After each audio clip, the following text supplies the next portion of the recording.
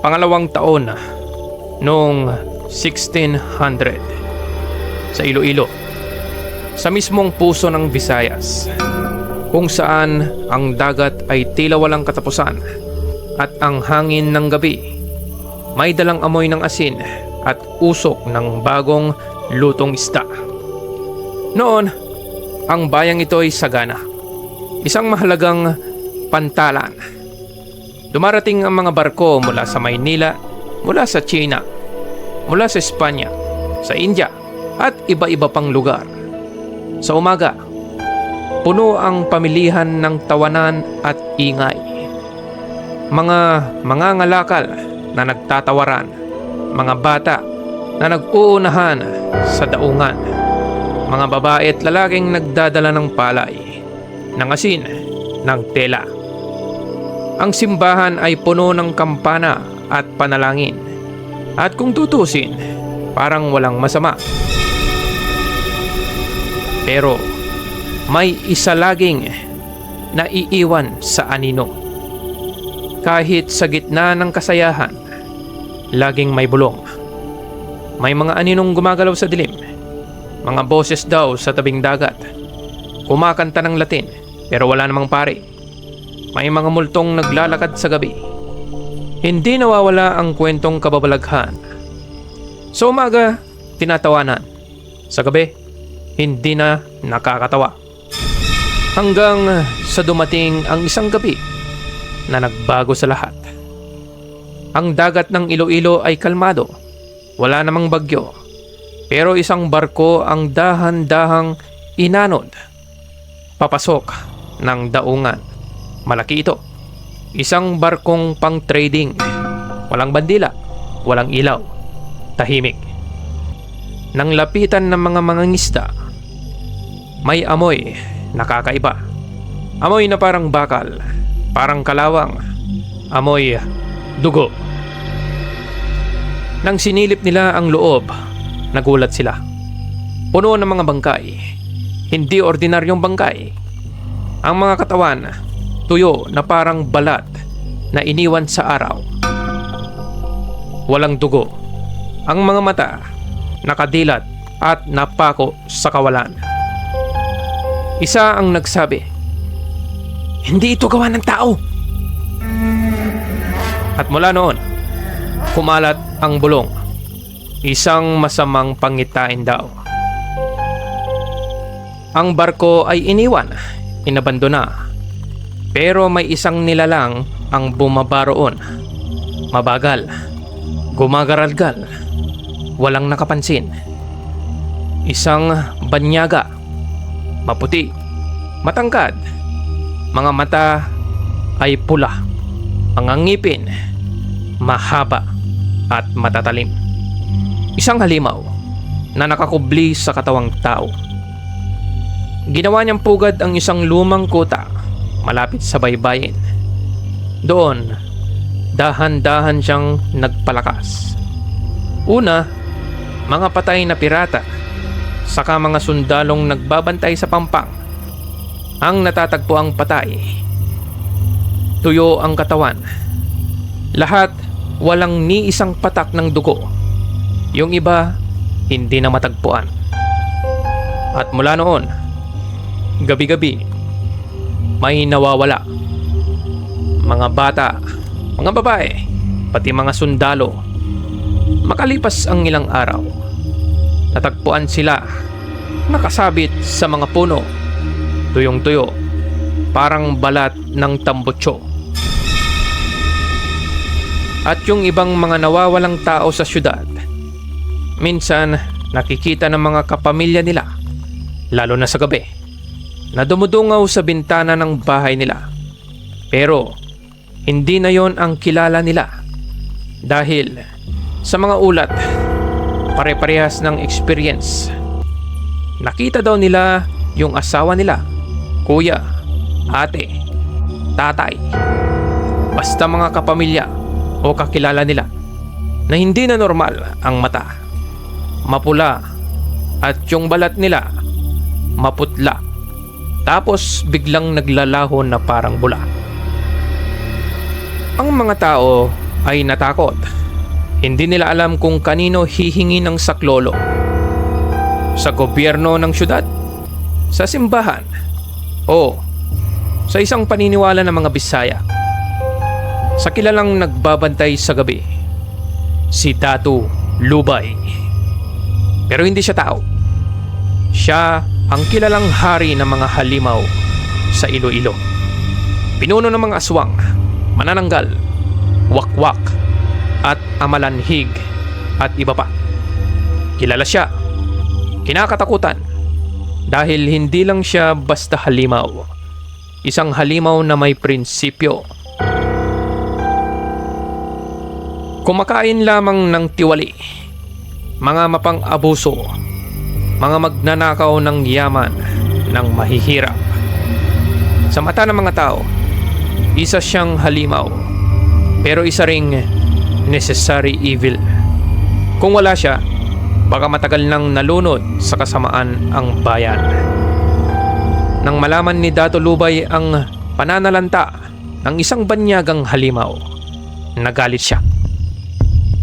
Ang gabi sa syudad na to ay akin, bulong niya.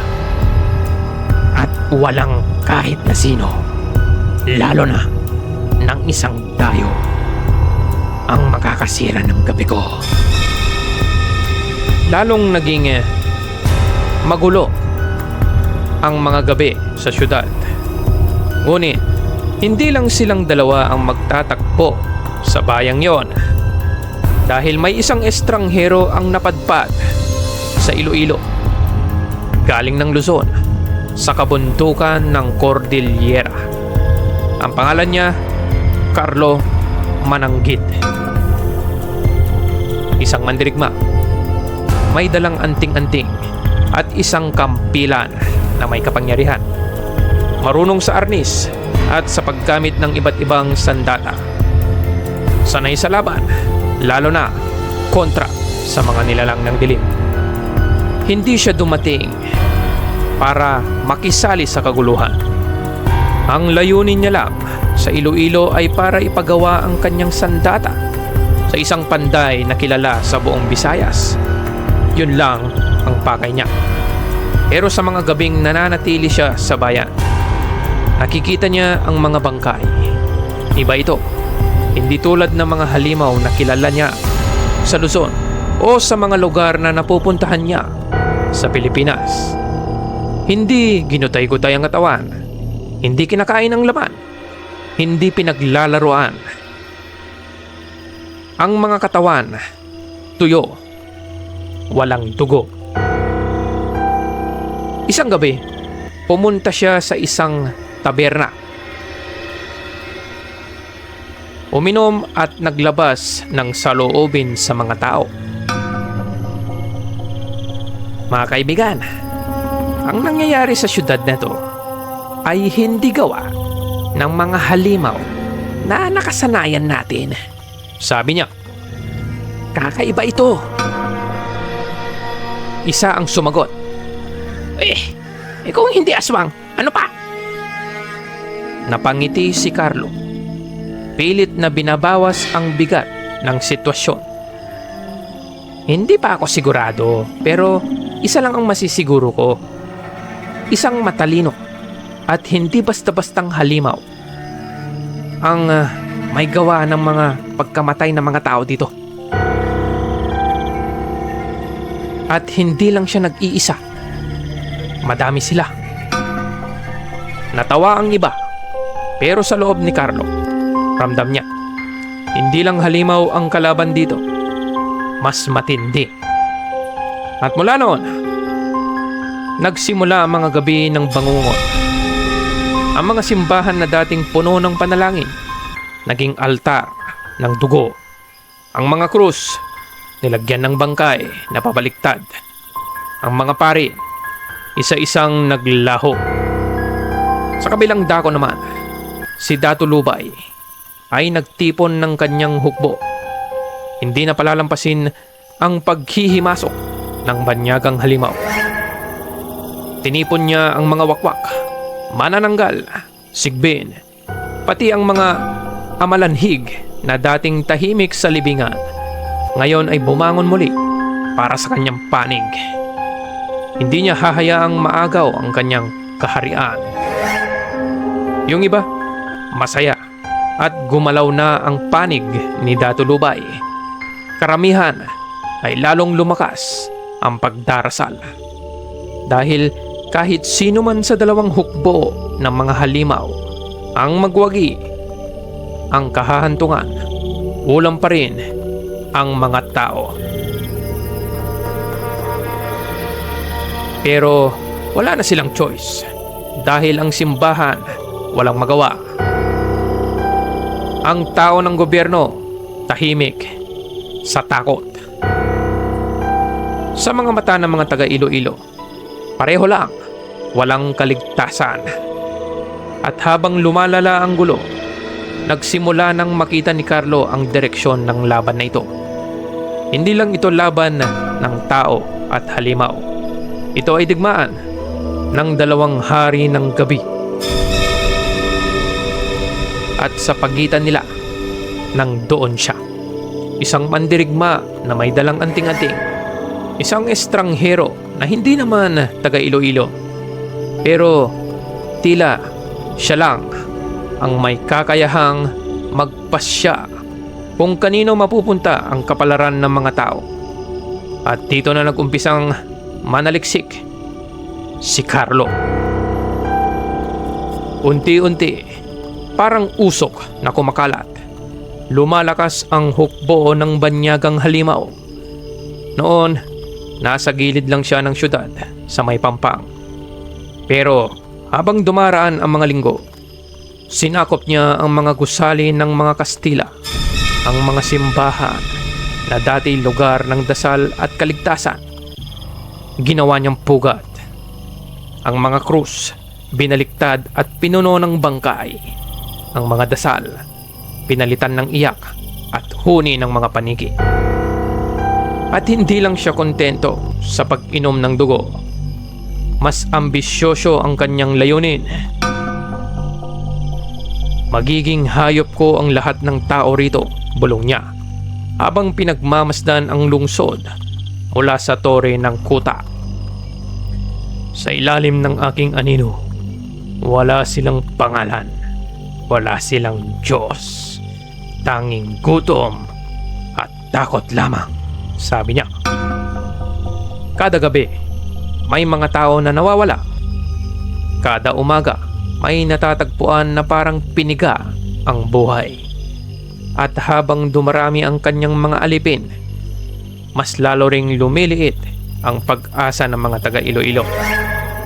Ngunit sa kabilang panig ng gabi, hindi rin natutulog ang hari ng aswang, si Dato' Lubay, ang matandang pinuno ng mga aswang. Mula sa kanyang kuta sa bundok ng Gimaras, tinipon niya ang kanyang mga kapanalig, mga wakwak na ang pakpak ay singlakas ng hangin, mga tiktik na mabibilis at malalakas, mga manananggal na pumipitas ng laman loob sa dilim, mga amalanhig, mga bangkay na nabuhay muli at umalulong sa gabi, pati mga sigbin at balbal. Sa kanila, malinaw ang utos. Huwag kayong kakain ng tao hanggat hindi nauubos ang uri ng banyaga na nanggugulo sa gabi natin. At sa unang pagkakataon, ang takot ng tao sa mga aswang ay tila na isang tabi. Dito nagsimula makialam o pumagitna si Carlo Mananggit sa gulo, ang mandirigmang antingero mula Cordillera. Isang gabi, habang naglalakad siya sa tabing dagat, narinig niya ang impit na iyak mula sa isang kubo na halos wasak na. Doon, nakita niya ang isang matandang lalaki, payat at nanginginig. Siya'y natagpuan ng mga mangingisda, nag-iisang nakaligtas mula sa barkong dumating. Sa pagitan ng mga hikbi, nagsalita ito kay Carlo. Ako yung cook sa barko namin. 6 na gabi ng impyerno ang nangyari sa barko bago kami makarating dito. Hindi namin alam na halimaw pala ang karga ng isa sa mga kargo namin. Dragon, yun ang tawag nila sa kanya.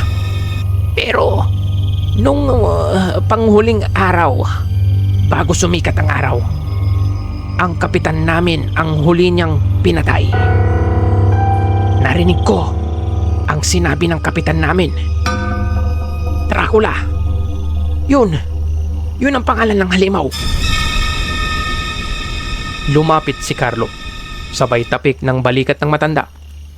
Paano ka nakaligtas? Sabi niya. Napangiti ang matanda, mapait. Sa tae. Doon ako nagkubli. Sa ilalim ng kubeta. Habang pinapatay ang lahat sa ibabaw. Naglugnoy ako sa dumi ng tao. Doon ako huminga. Doon ako nabuhay. Tahimik si Carlo na nakikinig sa kwento ng matanda. May bigat ang salaysay ng matanda.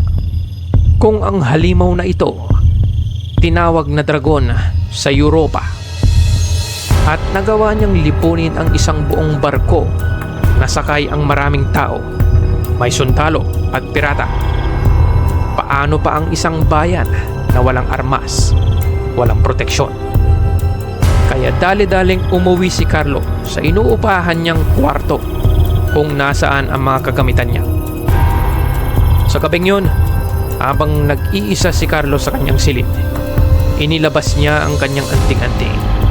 Pinikit ang mga mata at doon dumaloy ang pangitain. Nakita niya ang 2 nilalang, si Dracula, nakaluklok sa trono ng mga buto, at si Datulubay, katayo sa ibabaw ng dagat ng dugo. Sa pagitan nila, mga tao, mga bata, babae, at matanda, nakaluhod, ginagawang pagkain. At may boses na bumulong mula sa kanyang anting-anting. Walang mananalo, lahat mamamatay.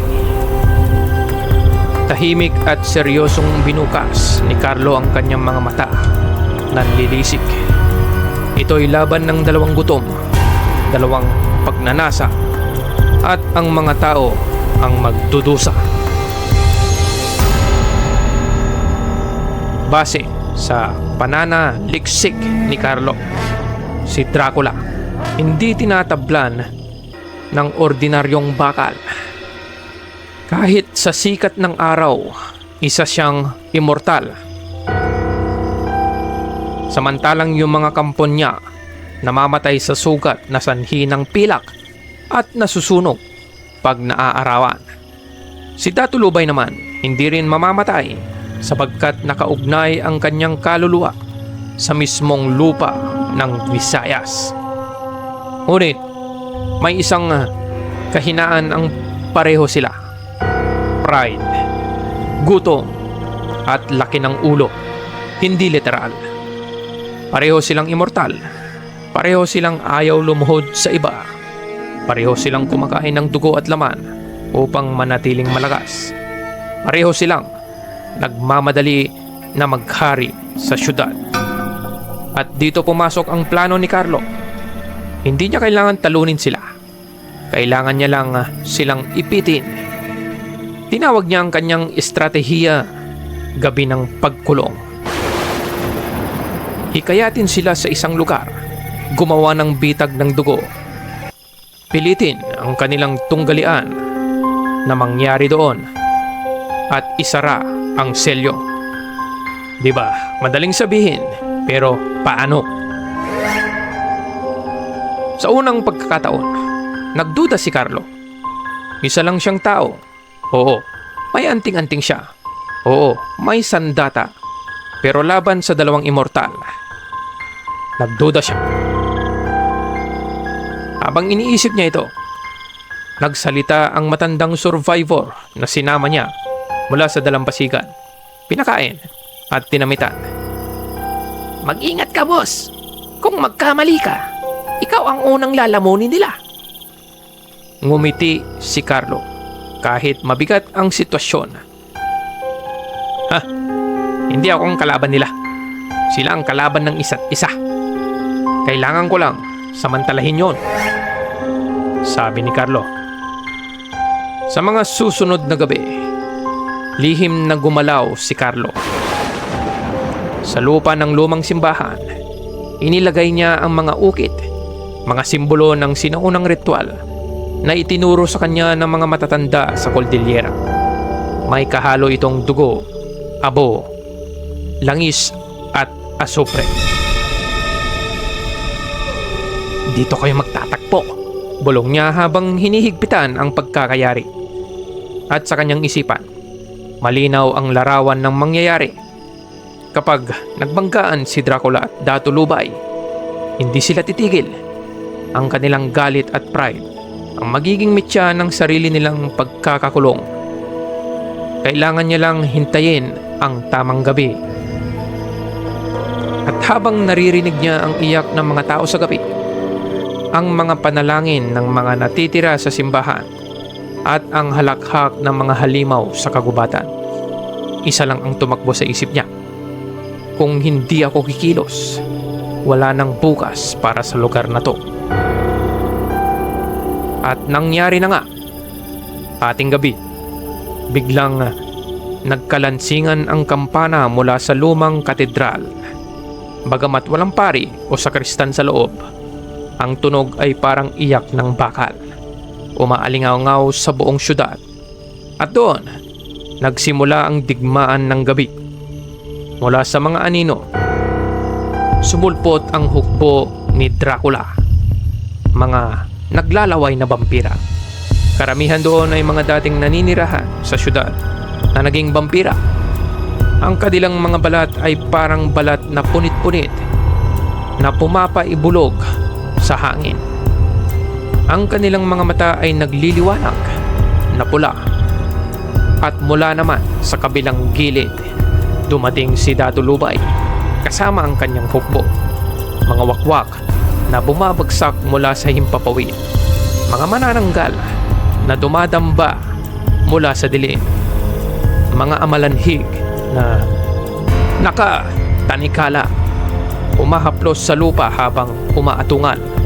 At mga sigbin na gutom, matagal nang hindi nakakakain ng tao. Ang mismong hangin ay kumukulo sa kanilang pagdating. Ang mga tao ng Iloilo, wala nang magawa kung di magtago. Sa mga silong ng bahay, sa mga ilalim ng bangka, sa mga kuweba sa dalampasigan. At habang nagtatago, tanging maririnig nila ay mga hiyaw, mga sigaw, at mga dasal na nilulunod ng kaguluhan. Mula sa kisame ng katedral, nakatanaw si Carlo Mananggit, ang mandirigmang antingero. Tahimik siya. Hawak ang kanyang kampilan na balot ng liwanag mula sa anting-anting. Doon mismo sa lugar kung saan niya inukit ang mga simbolo. Dahil sa mga amoy ng asupre at dugo na kinalat niya sa lugar, na parehas kinakabaliwan ng mga halimaw sa magkabilang panig. Sa kauna-unahang pagkakataon, nagtagpo ang dalawang hari ng gabi. Si Dracula, na nag-iba ang anyo mula sa anyong tao sa paglabas ng matatalim na pangil. Ang mga kuko kayang maghiwa ng bato at balat na kulay abo. At si Dato Lubay, kalahating tao, kalahating halimaw. Ang mga pangil, kumikinang, matatalas ang kuko na singtigas ng bakal. Ang katawan, parang itim na baga. Nang salubungin nilang isa't isa, yumanig ang mga pader. Nabasag ang mga salamin. Ang mga lupay pumutok. Bawat sampal, bawat kagat, bawat bagsak ng katawan nila ay parang lindol na dumadagungdong sa buong syudad. Kasabay nito ang pagsalpukan ng mga kanilang hukbo mga iba't ibang uri ng aswang laban sa mga vampira. At doon na sumiklab ang apoy ng tunay na bangungot. Nagmamasid si Carlo. Hinihintay ang tamang sandali. At nang ang dalawa ay nagsalubungan sa gitna ng sigil, tumalon siya mula sa itaas. Itinaas ang kanyang kampilan. Ang talim ay biglang nagliyab. Hindi ng apoy ng tao, kundi ng liwanag ng kanyang anting-anting. At sa isang hampas, isinaksak niya ito sa mismong lupa. Sumiklab ang mga ukit. At ang dugo ng dalawang hari ay dumaloy sa mga guhit na kanyang inihanda. At nang mahalo ang kanilang dugo, umatungal ang lupa. Parang nabuhay ang bato. Nabiyak ang lupa. Kumalat ang apoy at usok. Mula sa ilalim ng katedral, umangat ang mga tanikala ng apoy. Mga tanikalang gawa sa liwanag at dugo. Pilit na nilulunok ang dalawang halimaw. Sumigaw si Dracula. Sigaw niya habang mag-aakmang sunggaban si Carlo. Sinamantala naman iyon ni Dato Lubay at kinagat niya si Dracula sa leeg na walang kamalay-malay na tinatangay na pala silang dalawa ng selyo. Umikot sa kanilang dalawa ang mga tanikala. Ang kanilang mga balat ay napunit. Ang kanilang mga katawan hinila pa ibaba. At sa gitna ng lahat ng yon, humiyaw si Carlo. Walang maghahari dito sa gabi, maliban sa liwanag ng mga tao. Sabi niya, sabay hugot ng kanyang arnis na handang harapin ang natitirang hukbo ng mga halimaw, aswang at vampira. At bumuka ang lupa. Tuluyang nilamon ng apoy ang dalawang hari. Ang mga halimaw sa hukbo ni Dracula, lahat nawalan ng malay, parang naalisan ng sumpa. Bumalik sa anyong tao. Ang mga halimaw sa panig ni Dato Lubay naman ay andun pa rin. Nakatunganga, pero nang magpaputok si Carlo ng pistola, lahat sila nagtakbuhan sa dilim. Hanggang sa wala nang natira kung di ang abo at katahimikan. Nang magsara ang lupa, inilibing niya ang kanyang kampilan sa gitna ng bato. Bantay ka rito ha, bulong niya hanggang sa katapusan. At bumagsak siya, napaupo, hinihingal. King inang yan, kalain mo yun? Naisagawa ko ng mabuti yung plano ko. Parang gusto ko bigla ng alak, sabi niya. At sabay tayo na parang walang nangyari at naglakad pa uwi sa kanyang inuupahan. Pagsapit ng madaling araw, tahimik ang buong Iloilo. Lumabas ang mga tao mula sa kanilang mga silungan. Wala na ang hukbo ng gabi. Wala na si Dracula. Wala na si Dato Lubay. Ang natira lang, abo sa hangin, amoy ng bakal, at mga pader ng katedral na gumuho. At doon nagsimula ang muling paghinga ng lungsod. Lumipas ang mga taon, muling itinayo ang syudad. Bumalik ang pamilihan, ang mga pista, at ang dasal sa bawat bahay. Ngunit kahit kailan, hindi nakilala kung sino ang mandirigmang tumapos sa gabi ng takot. Naging alamat na lang siya, isang kwento na binubulong tuwing gabi ng mga matatanda. May mandirigmang dumating mula sa hilaga at nilabanan ang dalawang halimaw. At sa ilalim ng lupa, sinasabi ng mga matatanda, hindi tuluyang patay ang dalawang halimaw. Si Dracula at si Dato Lubay nakagapos. Walang tigil na nangangasab sa isa't isa. Walang tigil na naglalaway, nagngingit-ngit. At may isang kasabihan na nananatili hanggang ngayon sa mga lokal.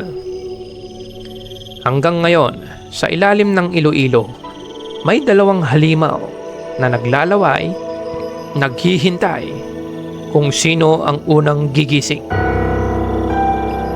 Kapag nakarinig ka ng alingaw-ngaw ng kampana sa 10 oras ng gabi, baka hindi lang hangin ang umaalog, baka alaala yon ng digmaan ng 2 hari ng gabi. Di ba? Napaka-interesting ng kwento. Aswang ng Visayas versus halimaw ng Europa, ang digmaan sa Iloilo noong taong 1600s. Siyempre, fictional to. Sulat ko't dugot pawis. Nag-enjoy ka ba sa isang labanan ng kasamaan laban sa kasamaan? At sa gitna, isang tao lang ang tumindig para sa lahat. Ano sa tingin nyo, mga kaibigan? Kung hindi ba lumaban si Carlo, ano kayang nangyari sa dalawa? Sino kayang nanalo?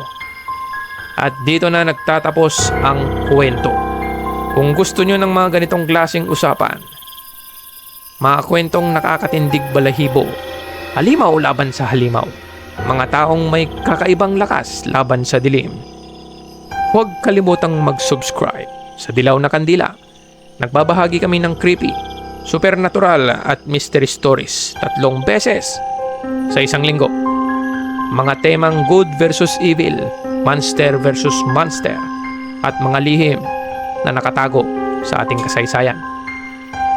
Kung fan ka ng mga ganitong kwento, suportahan nyo kami at bubusugin namin ang inyong kuryosidad sa kababalaghan at hiwaga. Hanggang sa susunod, maraming salamat. Ito ang Dilaw na Kandila at ako, si Sir Sig.